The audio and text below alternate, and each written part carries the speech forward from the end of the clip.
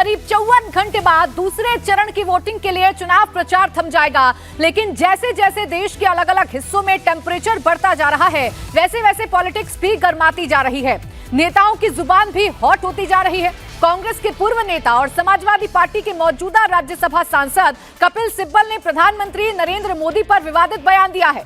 Kapil Sibal supreme court के जाने माने वकील हैं। उन्होंने प्रधानमंत्री नरेंद्र मोदी को रावण कह दिया है। वो कह रहे हैं कि नरेंद्र मोदी देश में नफरत फैलाने की कोशिश कर रहे हैं। दरअसल प्रधानमंत्री नरेंद्र मोदी ने कांग्रेस के मैनिफेस्टो पर जो सवाल उठाया है, उससे पूरा विपक्ष बौखलाया हुआ है। कांग्रेस से लेकर समाजवादी पार्टी और उद्धव ठाकरे की पार्टी तक नरेंद्र मोदी पर निशाना साध रहे हैं। कपिल सिब्बल ने तो यहां तक कह दिया है कि प्रधानमंत्री को देश से माफी मांगनी चाहिए। स्पष्ट बात तो यह है कि प्रधानमंत्री जी के संस्कार हमारी सभ्यता के संस्कार के साथ जुड़े रहने चाहिए। और अगर राम की बात करते हैं तो रावण जैसे काम नहीं होने चाहिए। मैं उस पद का आदर करता हूं और क्योंकि वो बैठे हुए हैं उस पद पे, उनका भी आदर करता हूं, लेकिन उनसे आग्रह करूंगा कि आपको देशवासियों से माफी मांगनी चाहिए। तो देश में हिंदू मुसलमान पर सियासत गर्मा गई है। अपोजिशन प्रधानमंत्री नरेंद्र मोदी पर हिंदू मुसलमान करने का आरोप लगा रहा है, लेकिन सवाल यह है कि क्या नरेंद्र मोदी ने चुनाव को हिंदू मुसलमान कर दिया है? दरअसल पीएम मोदी ने राजस्थान के बांसवाड़ा में एक चुनावी सभा में कांग्रेस पर अटैक किया। उन्होंने कहा कि कांग्रेस पार्टी एक मैनिफेस्टो लाई है जिसमें कहा गया है कि देश में जो आपके पैसे हैं वो बांट दिए जाएंगे। किसी के अगर 2 बच्चे हैं और किसी के 5 या 10 बच्चे हैं तो 2 बच्चे वाले से धन या सोना लेकर 5 या 10 बच्चों वालों के बीच बांट दिया जाएगा। प्रधानमंत्री मोदी के इसी भाषण पर बवाल मचा हुआ है। इस बार का कांग्रेस का मैनिफेस्टो देख लीजिए। कांग्रेस ने अपने मैनिफेस्टो में जो कहा है वो चिंताजनक है, गंभीर है, और ये माओवाद की सोच को धरती पर उतारने की उनकी कोशिश है। उन्होंने कहा है कि अगर कांग्रेस की सरकार बनेगी तो हरेक की प्रॉपर्टी का सर्वे किया जाएगा।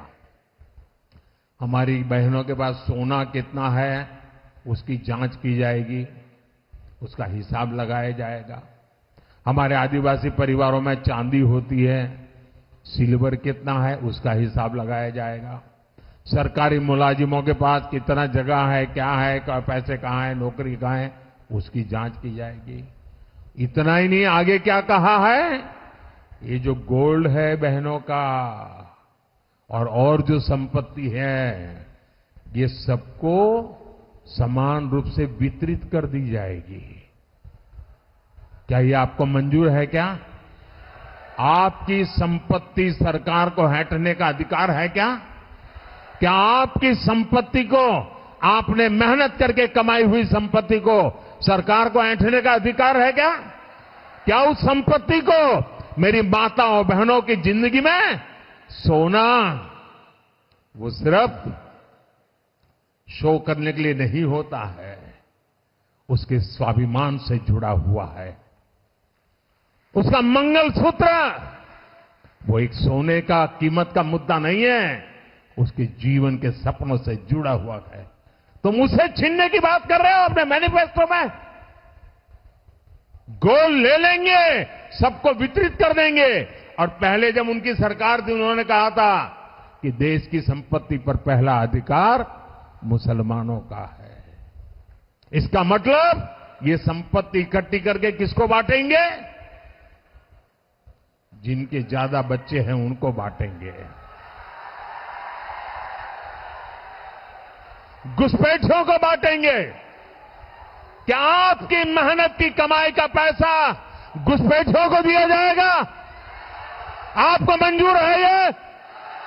ये कांग्रेस का मैनिफेस्टो कह रहा है कि वो माताओं बहनों का सोने का हिसाब करेंगे उसकी जड़ती करेंगे, जानकारी लेंगे और फिर उस संपत्ति को बांट देंगे और उनको बांटेंगे जिनको मनमोहन सिंह जी की सरकार ने कहा था कि संपत्ति पर पहला अधिकार मुसलमानों का है। भाइयों बहनों, ये अर्बन नक्सल की सोच, मेरी माताओं बहनों, ये आपका मंगलसूत्र भी बचने नहीं देंगे, यहां तक जाएंगे, मैं कहने आया हूं। पीएम के इस बयान पर जमकर सियासत हो रही है, यानी सेकंड फेज के चुनाव से पहले खुलकर हिंदू मुसलमान हो गया है। एंटी मोदी मोर्चा नरेंद्र मोदी पर अटैकिंग मोड में है, लेकिन नरेंद्र मोदी ने जो बातें कही हैं उसका आधार राहुल गांधी का वो बयान है जो उन्होंने 6 अप्रैल 2024 को हैदराबाद में कांग्रेस के मैनिफेस्टो रिलीज के मौके पर कही थी। इसी मौके पर राहुल गांधी ने संसाधनों के बंटवारे की बात कही थी, जिसका वीडियो आपको कांग्रेस के यूट्यूब चैनल पर भी दिख जाएगा। ये पूरा वीडियो 1 घंटा और 20 मिनट का है, लेकिन जब आप शुरू से 32वें मिनट और 13वें सेकंड पर पहुंचेंगे तो आपको राहुल गांधी का ऑडियो सुनाई नहीं देगा। यहां पर ऑडियो खराब है। अपने भाषण के जिस हिस्से में राहुल गांधी का ऑडियो खराब है, उससे पहले वो ये कहते सुनाई देते हैं कि पता लगाएंगे कि हिंदुस्तान का धन किसके हाथों में है, कौन से वर्ग के हाथ में है। राहुल गांधी के ट्विटर हैंडल पर भी आपको यही वीडियो मिलेगा। कांग्रेस नेताओं के अलग अलग हैंडल्स पर भी आपको राहुल गांधी के बयान वाला वही वीडियो दिखाई देगा जिसमें आवाज खराब है।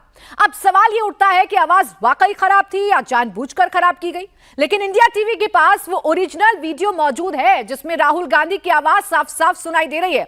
राहुल गांधी क्या कहना चाहते हैं वो भी सुनाई दे रहा है, क्योंकि इंडिया टीवी की टीम उस वक्त वहां मौजूद थी और पूरा वीडियो रिकॉर्ड हुआ था। सुनिए आप भी। पिछड़े वर्ग को, दलितों को, आदिवासियों के दूध का दूध, पानी का पानी हो जाएगा। భారతదేశం ఒక ఎక్స్రే తీసి ఏది నిజమో అది బయటపడాలని మేము కోరుకుంటున్నాము। पिछड़े वर्ग को, दलितों को, आदिवासियों को, गरीब जनरल कास्ट के लोगों को, माइनॉरिटीज को पता लग जाएगा कि इस देश में उनकी भागीदारी कितनी है। బీసీలకి, ఎస్సీలకి, ఎస్టీలకి, మైనారిటీలకి దేశంలో వాళ్ళ భాగస్వామ్యం ఎంతుందని చెప్పి దాంతో స్పష్టంగా అవుపడుతుంది చెప్పి మనం इसके बाद हम फाइनेंशियल और इंस्टीट्यूशनल सर्वे करेंगे। అదే విధంగా ఆర్థిక పరమైన వ్యవస్థాపకమైన సర్వే కూడా చేయించబోతున్నాము। ये पता लगाएंगे हिंदू किसके हाथों में है, कौन से वर्ग के हाथ में है। देश का एक्सरे कर देंगे, दूध का दूध, पानी का पानी हो जाएगा। భారతదేశం ఒక ఎక్స్రే తీసి ఏది నిజమో అది బయటపడాలని మేము కోరుకుంటున్నాము। पिछड़े वर्ग को, दलितों को, आदिवासियों को, गरीब जनरल कास्ट के लोगों को, माइनॉरिटीज को पता लग जाएगा कि इस देश में उनकी भागीदारी कितनी है।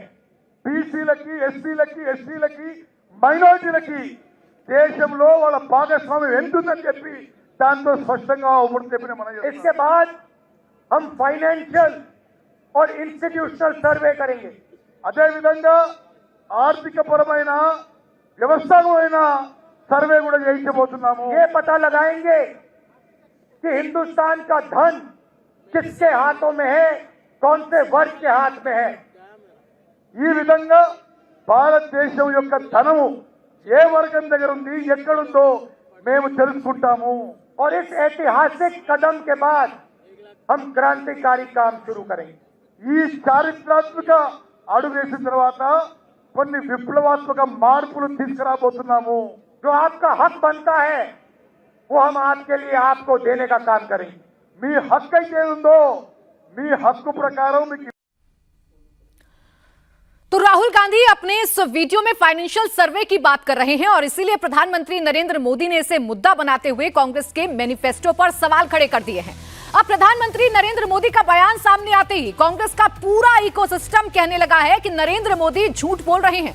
राहुल से लेकर खरगे तक और सुप्रिया श्रीनेश से लेकर पवन खेड़ा तक कांग्रेस के हर बड़े नेताओं के टाइमलाइन पर यही बात दिख रही है। आइए आपको दिखाते हैं कि कांग्रेस का एक एक नेता प्रधानमंत्री नरेंद्र मोदी के बयान को लेकर क्या क्या कह रहा है। राहुल गांधी का ये आप एक्स पर पोस्ट देख लीजिए। कांग्रेस के क्रांतिकारी मैनिफेस्टो को मिल रहे अपार समर्थन के रुझान आने शुरू हो गए हैं। देश अब अपने मुद्दों पर वोट करेगा, अपना रोजगार, अपने परिवार और अपने भविष्य के लिए वोट करेगा, भारत भटकेगा नहीं। यानी राहुल गांधी और पूरी की पूरी उनकी पार्टी ये कह रही है कि प्रधानमंत्री नरेंद्र मोदी झूठ बोल रहे हैं, मुद्दों को भटकाने की कोशिश कर रहे हैं, लेकिन भारत भटकने वाला नहीं है। अपने मुद्दों को लेकर यानी कि रोजगार और अपने परिवार, अपने भविष्य के लिए भारत वोट करेगा। सिर्फ राहुल गांधी ही नहीं बल्कि उनकी पार्टी के और भी नेता क्या कह रहे हैं सोशल मीडिया पर आपको दिखाते हैं। जयराम रमेश कह रहे हैं प्रधानमंत्री जहरीली भाषा में दुनिया भर की बातें बोलते हैं, उन्हें एक सीधे से सवाल का जवाब नहीं पता,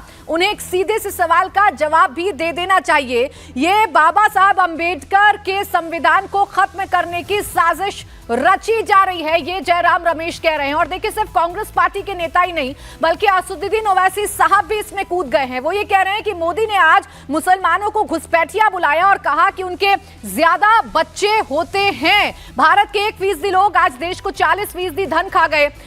ये बात असदुद्दीन ओवैसी अपने ट्विटर हैंडल यानी कि अपने एक्स पोस्ट के जरिए बताते हुए नजर आ रहे हैं। मोदी की बस एक ही गारंटी है, भारत के मुसलमानों को टारगेट करना। ये असदुद्दीन ओवैसी ने लिखा है, यानी कि खुलकर अब दूसरे चरण के मतदान से पहले हिंदू मुसलमान हो रहा है। प्रधानमंत्री नरेंद्र मोदी ने कांग्रेस के मैनिफेस्टो पर सवाल उठाए तो वहीं सारे के सारे विरोधी दल के जो नेता हैं वो अब इस सियासत में कूद पड़े हैं और साफ तौर पर कह रहे हैं कि प्रधानमंत्री नरेंद्र मोदी के ये जहरीले बोल हैं, क्योंकि वो जानते हैं कि पहले चरण के मतदान में बीजेपी को नुकसान हो रहा है, इसलिए मुद्दे भटकाने की कोशिश की जा रही है। सिर्फ राहुल गांधी या उनकी पार्टी या असदुद्दीन ओवैसी नहीं बल्कि इंडिया गठबंधन के जो बाकी गुट हैं वो भी इस पर सवाल उठा रहे हैं। प्रधानमंत्री के बयान पर उद्धव गुट के सांसद संजय राउत ने चुनाव आयोग पर सवाल उठाए। संजय राउत ने कहा कि पीएम के हाथ महिलाओं के मंगलसूत्र तक जा रहे हैं, ये इलेक्शन कमीशन को नजर नहीं आ रहा। हिंदू धर्म और हिंदू संस्कृति की बात आती है तो आपको तकलीफ है और आप हमें उस शब्दों को बैन करने की बात करते हो। भवानी माता नहीं चलेगी, भवानी माता महाराष्ट्र में नहीं चलेगी तो छत्रपति शिवाजी महाराज की कुल देवता है, आप उसके ऊपर ऑब्जेक्शन लेते हो। लेकिन प्रधानमंत्री का हाथ माता बहनों के मंगलसूत्र तक जाता है, आप ये नहीं दिखता है क्या इलेक्शन कमीशन को? प्रधानमंत्री नरेंद्र मोदी के इस बयान को लेकर सियासी बखेड़ा खड़ा हो गया है, लेकिन पीएम ने अपने भाषण में पूर्व प्रधानमंत्री मनमोहन सिंह के 18 साल पुराने भाषण का भी जिक्र किया। और उन्होंने मनमोहन सिंह का जिक्र क्यों किया, आपको यह भी जानकारी देते हैं। दरअसल 9 दिसंबर 2006 को राष्ट्रीय विकास परिषद की बैठक थी, जिसमें तत्कालीन प्रधानमंत्री मनमोहन सिंह ने भाषण देते हुए कहा था कि संसाधनों पर पहला अधिकार मुसलमानों का है। यह भाषण मनमोहन सिंह ने अंग्रेजी में दिया था। उन्होंने अंग्रेजी में आखिरी लाइन में कहा था कि हमें नई योजनाएं लाकर यह सुनिश्चित करना होगा कि अल्पसंख्यकों का और खासकर मुसलमानों का भी उत्थान हो सके, विकास का फायदा मिल सके। इन सभी का संसाधनों पर पहला क्लेम उन्हीं का होना चाहिए। To be revitalized, we will have to devise innovative plans to ensure that minorities, particularly the Muslim minority, are empowered to share equitably in the fruits of development. They must have the first claim on our resources. PM Modi के मंगलसूत्र वाले बयान पर सियासी तूफान खड़ा हो गया है। यूपी के डिप्टी सीएम ब्रजेश पाठक ने राहुल गांधी पर पलटवार किया। ब्रजेश पाठक ने आरोप लगाया कि कांग्रेस तुष्टीकरण की राजनीति करती है, कांग्रेस ने हमेशा बांटने वाली नीति अपनाई है। ब्रजेश पाठक ने कांग्रेस पर वोट बैंक की पॉलिटिक्स करने का भी आरोप लगाया है।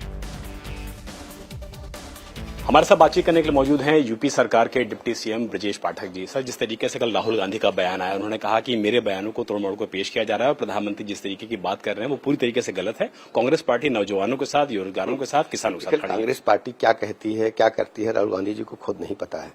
जिस ढंग से कांग्रेस पार्टी ने कहा है कि वो महिलाओं के गहनों की जांच कराएंगे, प्रॉपर्टी की जांच कराएंगे, बहुत ही दुखद है।